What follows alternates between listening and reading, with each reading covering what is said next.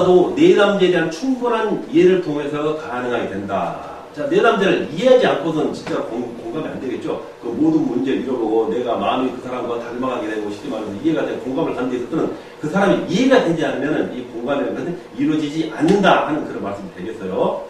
자, 대부분의 공감에 대한 정의는 이해와 공감을 서로 동의어처럼 밀접한 관계에 두고 있습니다. 자, 공감이란 그런 정의, 그리고 이해와 공감이라는 부분 있죠. 이해하고 공감은 항상 떼이지 않고 같이 이렇게 뭐랄까요, 가까운 거리에서 이렇게 같이 어떤 작용되는 어떤 부분이랄까요? 그런 부분입니다. 그래서 이해와 공감을 서로 동의어처럼 밀접한 관계에 두고 있다는 것입니다. 공감의 정의에 대해서. 그러니까 우리는 공감, 바로 이해하는 것을 동의어라 하는 부분을 한번 이렇게 여러분들 마음에 한번 새겨 놓으시길 바라겠어요.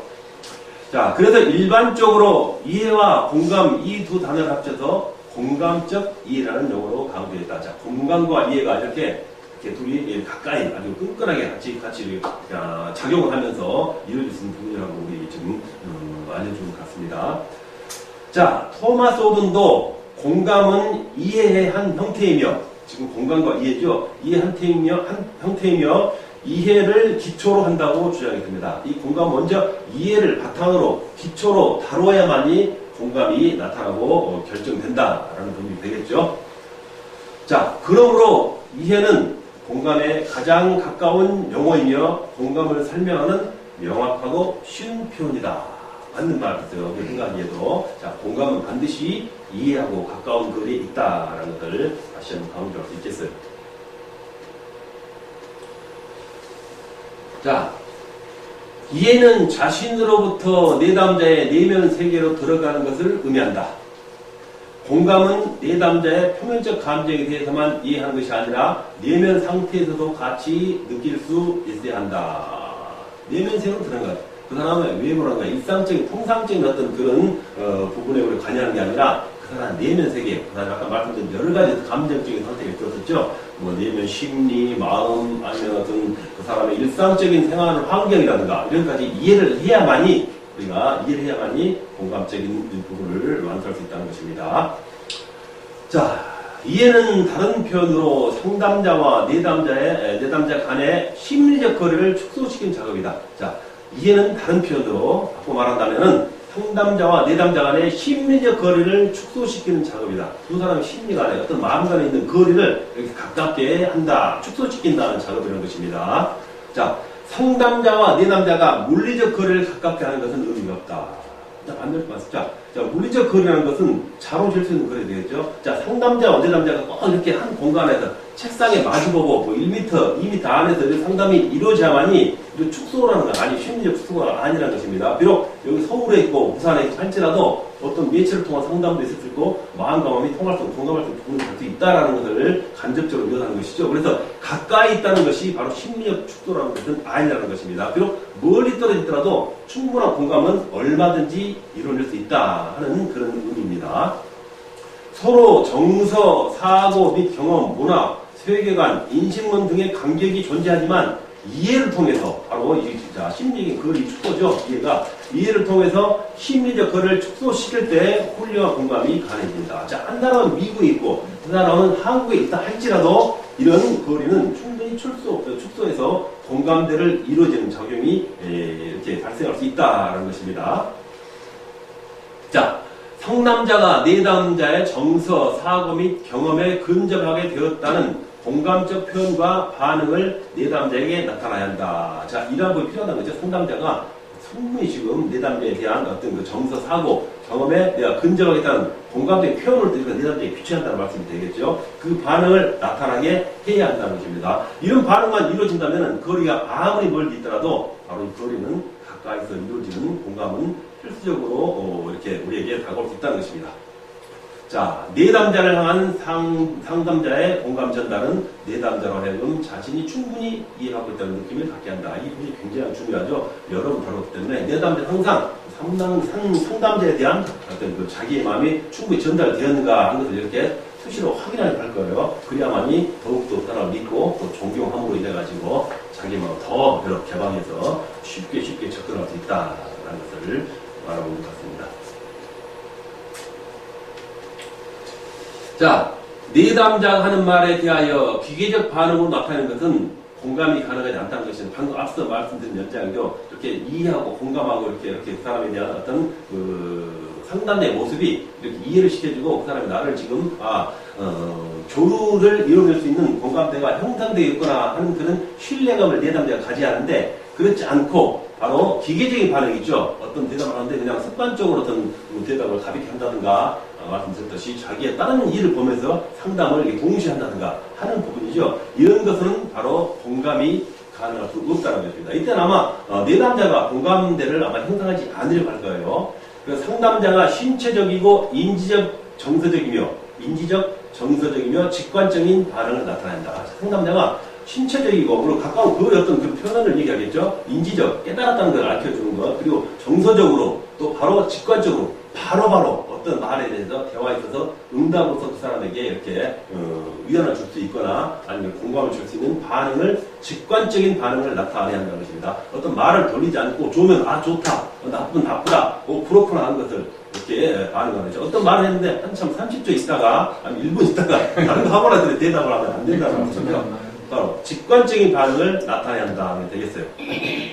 자, 물론 공감은 언어적, 비언어적으로 표현되지만, 언어적은 저 말씀드렸죠. 대화로 이루어진 것, 말로 이루어진 것, 또 비언어적은 말이 아닌 행동이라든가 제스처, 사람이 어떤 나타내는 다른 어떤 방식을 말씀하는 거예요. 이렇게 두 가지 합쳐서 표현돼야 하지만, 간혹 비언어적 방법 중 상담자의 침묵이 내담자의 상태를 잘 공감하고 있음을 나타내주는 경우도 있답니다. 자, 이렇게 말하는 것보다도, 근데 이것도 지금 열심히 지금 내담자가 막 자기 말을 계속 막 지금 다양하게 많은 양을 하고 있는데, 어떤 저번에 있었죠? 말을 끊어버려. 구두점 찍기를 한다든가, 그 말을 끊어서, 문맥을 끊어버린다고 하면은, 또 이 사람이 또 그 어떤 자기 감정을 표출하는 것을 방해받을 수 있는, 저해되는 요인으로 다가갈 수 있다는 것입니다. 그렇지만, 이런 말을 하거나 어떤 부분에 있어서는, 때때로는 그 사람을 들어주고 있는, 그렇지만 무관심이 아니죠. 침묵이라는 관심을 갖고 들어주는 것이 되겠습니다. 그런 침묵을 말하는 거예요. 그런 침묵이 바로 내담자의 형태를 잘 공감하고 있음을 나타내주는 경우가 있다. 침묵도 경청의 일정이라고 말씀드렸었죠. 침묵도 들어줄 수 있는 경청의 한 부분에 속한다는 것을 우리가 저번 시간에 배웠었습니다. 자, 이는 잠언 11장 12절에서도 기록된 것처럼 침묵은 명철한 자가 활용할 수 있는 상담 기법이다라는 그 성경 말씀을 인용하면은 성경이 분명히 이렇게 침묵을 가지고 어떤 그 모든 것들을 듣고 또 파악할 수 있는 시간을 갖는 것이겠죠. 여유겠죠. 침묵이라는 것도 그런 부분을 말씀하면서 명철한 자가 우리가 활용할 수 있는, 즉 우리가 사용할 수 있는 그런 활용 방법이다, 상담 방법이다라고 말씀합니다. 그리고 이런 공감 전달을 통해서 내담자는 안정감을 얻게 되고 더욱더 그냥 안위를 받았겠죠. 그렇기 때문에 자신을 충분히 드러내기 위해서 상담의 진전을 나타내게 된다는 것입니다. 쉽게 말해서 문제 해결을 쉽게, 더 빠르게 좋은 결과로 성공에 이르게 한다는 게 되겠어요.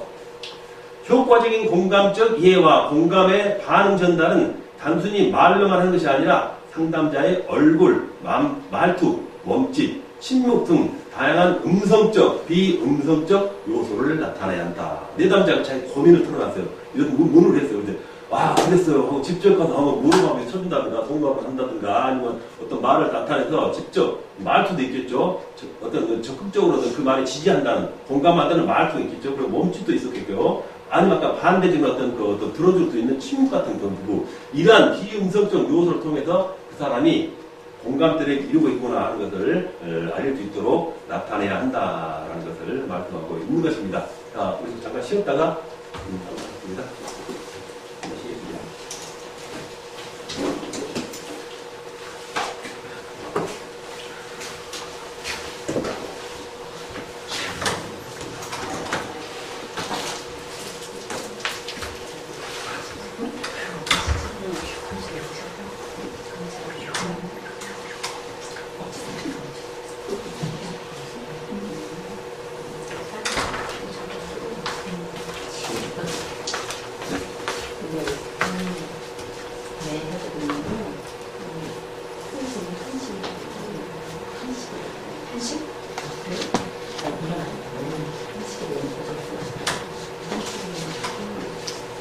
무슨 분으로 가는 거야?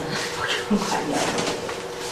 나 내고 그러니까 그렇게 해서 가지고 계시다. 가지고 계시다. 이거 교수님 거. 아, 그거.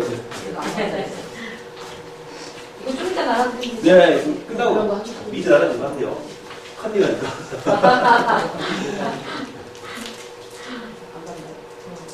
안 받지.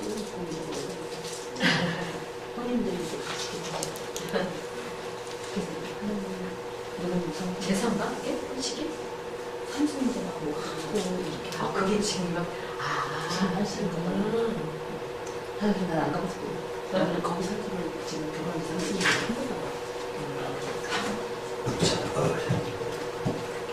탔을 것 같아. 아까 좀 빨리 탔으면 20명 근처타면 더 빨리 오는데.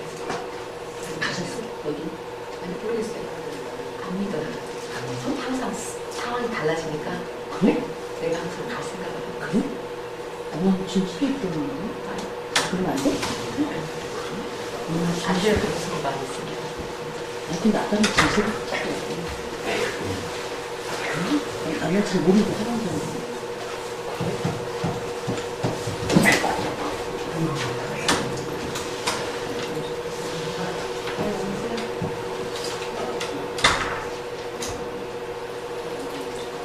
아이고,